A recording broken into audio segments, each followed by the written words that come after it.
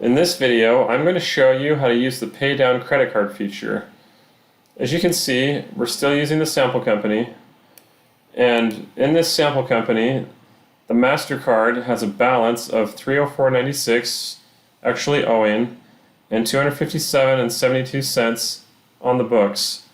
Then in the savings account, there is actually $200 in the bank and $850 on the books. Now let's say that Craig wants to pay down the MasterCard as much as possible with his savings account. So let's say he uses all $200 to pay down the MasterCard. So then, let's say he actually does this transaction online.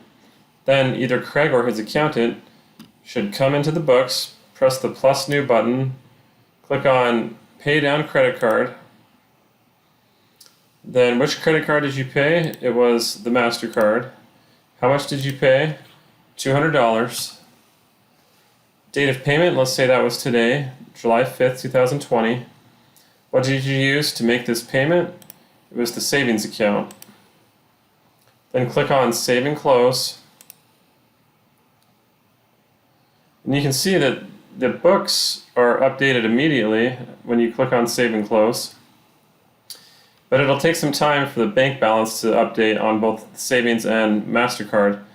But once they do, for the savings account there will be a new transaction showing here for $200 in the spent column, and then it should give you the option to match that over here.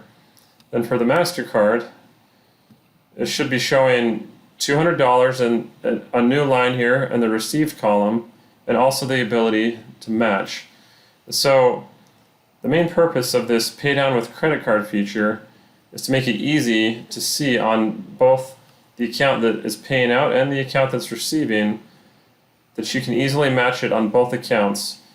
Before using this feature, a lot of people had a struggle with seeing where the money was coming from and where it was going, but this makes it a lot easier.